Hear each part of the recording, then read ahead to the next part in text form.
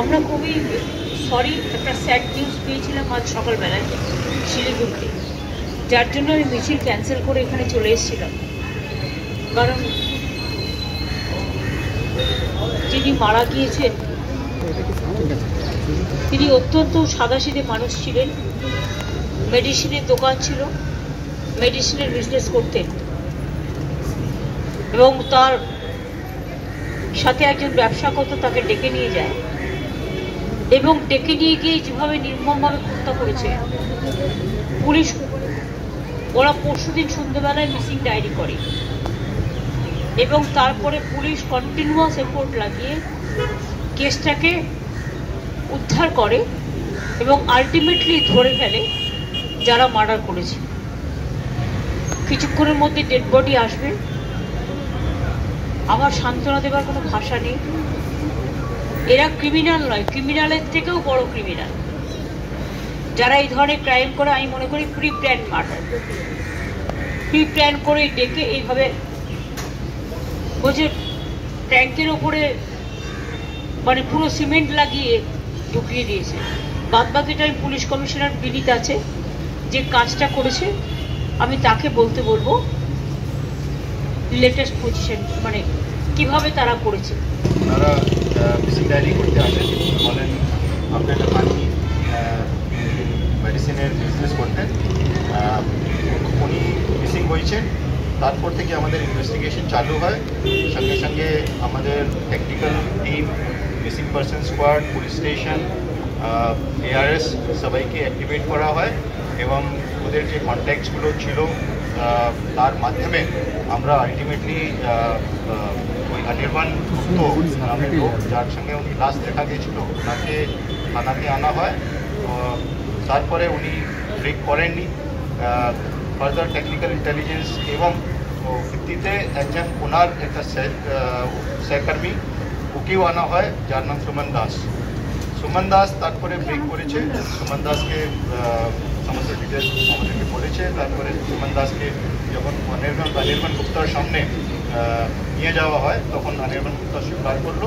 তখন ওই dead বডিটাকে recovery করা হলো এবং এই দুজন মানে অনির্বাণ গুপ্ত ওকে প্রথমে যখন ডেকে নিয়ে যায় দুপুরবেলায় ও পৌঁছানোর পর ওদের টাকা পয়সা দেওয়া নিয়ে ব্যাপারটা ছিল। সেই সময় যাওয়ার সঙ্গে সঙ্গেই মার্ডার করে তারপরে সেকেন্ড লোকটাকে ডেকে নিয়ে এবং ট্যাঙ্কের নিচে ডেড বডিটাকে রেখে দিয়ে তারপরে চারদিকে গেঁথে দিয়েছে। যে কোনো প্রিলিমিনারি ইনভেস্টিগেশনে পাওয়া গেছে। ইনভেস্টিগেশন চলছে, অলরেডি হোমিসাইড এই ইনভেস্টিগেশনটা টেক আপ করেছে, পোস্টমর্টম অলরেডি হয়ে গেছে। আমরা দেখছি যদি আর কারো ইনভলভমেন্ট থাকে তো দুজন অ্যারেস্ট হয়ে গেছে, অনির্বাণ গুপ্ত আর সুমন দাস, এই দুজনই অ্যারেস্ট হয়ে গেছে এবং আমরা এখনো তদন্তের যদি আর কারো ইনভলভমেন্ট থাকে সেটা আমরা দেখছি এবং অ্যাকর্ডিংলি আমরা ওদের আগেনস্টে ব্যবস্থা নেব। এখন অব্দি এটাই আছে। পোস্টমর্টমের এখানে আসবে। এটা কি প্রি প্ল্যান ছিল? এখন অব্দি যে ইনভেস্টিগেশনে আমরা পেয়েছি এই প্রি প্ল্যানটি মানে হচ্ছে যেভাবে ওই ছেলেটিকে ডাকা হলো, এই মিস্টার লাখানিকে ডাকার আগেই ওই যে অ্যাসোসিয়েট আছে ওকে ওর আগেই ডাকা হয়েছিল। তার মানে ওই লোকটাকে এর জন্যই ডাকা হয়েছিল এবং যেভাবে যে দেওয়াল গেঁথে দেওয়া হয়েছে পার্টলি ওটা আগে থেকে ছিল এবং পার্টলি পরে হয়েছে। তো এটা যে পুরো মনে হয় ওদেরকে সেই হিসাবেই ডাকা হয়েছিল। নর্মালি উনি ওয়ার্কিং ডেতে মানডেতে এই ব্যবসায় ব্যস্ত থাকেন, ট্রেডিং ব্যবসায় শেয়ার্স ট্রেডিং করেন। নর্মালি উনি কোথায় যান না। এই দিন একটা নাগাদ উনি বেরিয়েছিলেন, মানেও অ্যাসুরেন্স দিয়েছিল কি আগে যে টাকা পাওনা ছিল ওই সেদিন পাবে, সেই হিসাবে ওকে ডেকেছিল এবং ডাকার পরে এই ঘটনাটা হয়েছে। সেটাতেও আমরা আন্দাজ করতে পারি দ্যাট এটা প্রি প্ল্যান মার্ডার হিসাবে। সুমনকে কি কিছু দেওয়া হয়েছিল? সুমনকে কি কিছু দেওয়া হয়েছিল? মানে টাকা দেওয়া হয়েছিল? সুমনকে কোনো টাকা দেওয়া হয়েছিল? যে ছিল অনির্বাণের আগে থেকে ওদের মধ্যে বিজনেস রিলেশনশিপ ছিল, সেই হিসাবে আই থিঙ্ক মিস্টার লাখানি ওনাকে কিছু টাকা দিয়েছিলেন কিছু মেডিসিন পাওয়ার জন্য। স্যার যিনি অ্যাসোসিয়েট ছিলেন ওকে কি টাকা দিয়ে ভাড়া করে দিচ্ছে মানে এখন আমরা ইনভেস্টিগেট করছি, এখনো কেউ সেরকম অ্যাডমিট করেন, খুব স্মল অ্যামাউন্টের ব্যাপারটা কথা বলছে, কিন্তু এই স্মল অ্যামাউন্ট ছিল না আরও বেশি কিছু ছিল সে ব্যাপারটা আমরা ইনভেস্টিগেশন। মানে কেন উনি হেল্প করলেন? ব্যাট উইকেট আগে থেকে কিনে এনে রেখেছিল, ব্যাট উইকেট এই সমস্ত কিছু।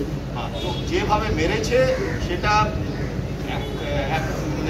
ইনভেস্টিগেশনে এটা বেরিয়েছে, কিন্তু ওই ইনভেস্টিগেশন যে বলছে ওটা সত্যি কি মিথ্যা এটা আমার মনে হয় ফরেন্সিক এক্সামিনেশন আর এইসব জিনিসটা হয়েছে, আমার মনে হয় পিএম রিপোর্টের পরে আমরা বুঝতে পারবো এক্স্যাক্ট।